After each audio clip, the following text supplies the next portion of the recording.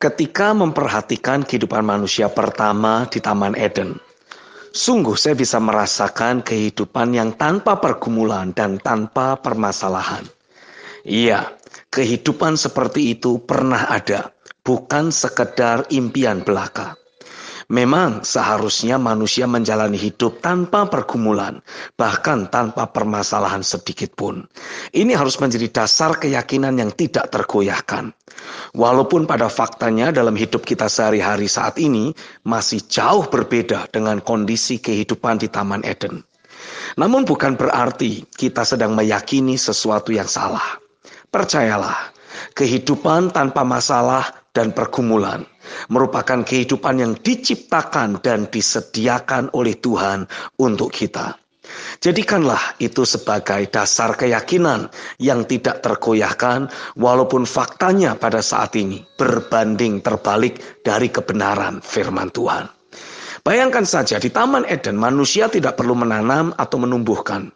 Berbagai pohon sudah disediakan Tuhan untuk buahnya menjadi makanan bagi manusia. Artinya manusia tidak kekurangan makanan. Bahkan dikatakan bisa berkelimpahan. Semua pohon dalam taman itu boleh dimakan. Hanya satu pohon saja yang tidak boleh dimakan. Begitupun dengan kebutuhan air. Ada 4 sungai yang mengalir di Taman Eden. Kesediaan air sangatlah berlimpah.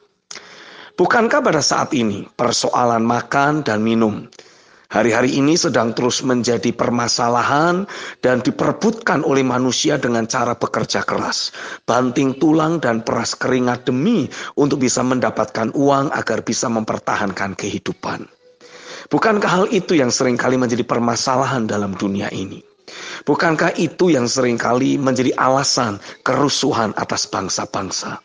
Bukankah hal itu juga yang sering membuat terjadinya permasalahan dalam keluarga? Bahkan hanya demi hal itulah semua manusia rela menghabiskan waktu dan tenaga untuk memperolehnya. Penyediaan Tuhan bahkan tidak hanya sampai soal makan dan minum, tapi juga emas yang melimpah. Kitab Kejadian pasal 2 ayat yang ke-11 dalam terjemahan firman Allah yang hidup mencatat. Cabang pertama disebut Sungai Pison, mengalir sepanjang tanah Hawila dan mengandung gumpalan-gumpalan emas murni, damar bedolah, dan juga batu krisopras. Bayangkan saja, Sungai Pison yang mengalir mengandung gumpalan-gumpalan emas murni dan ada banyak bebatuan indah lainnya. Adam dan Hawa tidak perlu mencari emas, tapi emas itu sudah ada di dalam Taman Eden. Pertanyaannya untuk apa itu semua? Untuk jual belikah? Untuk investasi Adam dan Hawa? Ya, ketika manusia jatuh dalam dosa dan hidup dalam sistem dunia ini, barulah emas untuk itu semua demi mempertahankan kehidupan. Tapi pada mulanya, emas dijadikan Tuhan tidak untuk hal-hal seperti itu. Pada mulanya semua hal yang Tuhan ciptakan untuk manusia di Taman Eden hanyalah untuk menceritakan kemuliaan dan kebesaran Tuhan saja. Sebab manusia sejatinya diciptakan memang untuk menyembah Allah yang hidup. Manusia tidak terpikir hidup untuk dirinya sendiri, tapi seluruh hidupnya adalah untuk menyembah Tuhan. Jadi segala hal yang Tuhan ciptakan membuat manusia dapat melihat kebesaran dan kedahsyatan Tuhan di dalam ciptaannya. Kitab Mazmur 19 ayat 1-2 mencatat. Mazmur Daud, langit menceritakan kemuliaan Allah dan cakrawala memberitakan pekerjaan tangannya. Hari meneruskan berita itu kepada hari dan malam menyampaikan pengetahuan itu kepada malam. Juga dalam Roma 1 ayat 19-20 dalam terjemahan firman Allah yang hidup dituliskan. Sebab kebenaran mengenai Allah diketahui oleh mereka secara naluri. Allah telah menanamkan pengetahuan ini dalam hati mereka. Sejak mula pertama manusia telah melihat bumi, langit, dan segala ciptaan Allah. Dan mengetahui tentang adanya Allah serta kuasanya yang besar lagi kekal itu. Jadi mereka tidak dapat berdalih pada waktu mereka berdiri di hadirat Allah pada hari penghakiman. Saat ini manusia telah kehilangan jati diri dan fungsi sejatinya sebagai penyembah Tuhan. Manusia justru telah menjadi penyembah Mamon. Manusia hidup untuk dirinya sendiri. Inilah yang menyebabkan kerusakan dan kekacauan di atas bumi ini.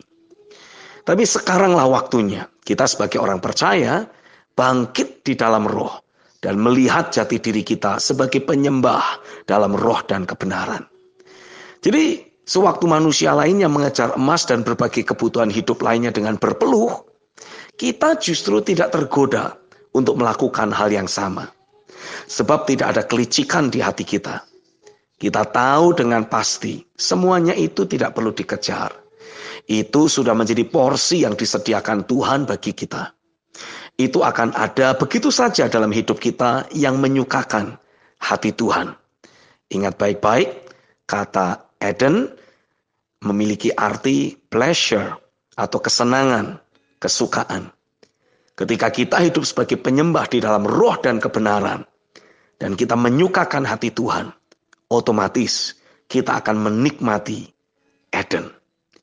Saya jadi paham, hancur atau rusaknya segala sesuatu di bumi dan di bawah kolong langit ini dimulai dari manusia pertama yang kehilangan jati dirinya sebagai penyembah Tuhan.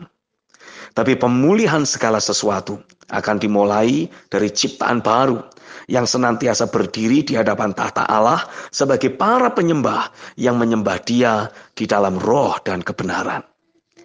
Melihat dan mendengar Dia berfirman adalah fokus perhatian kita sebagai seorang penyembah.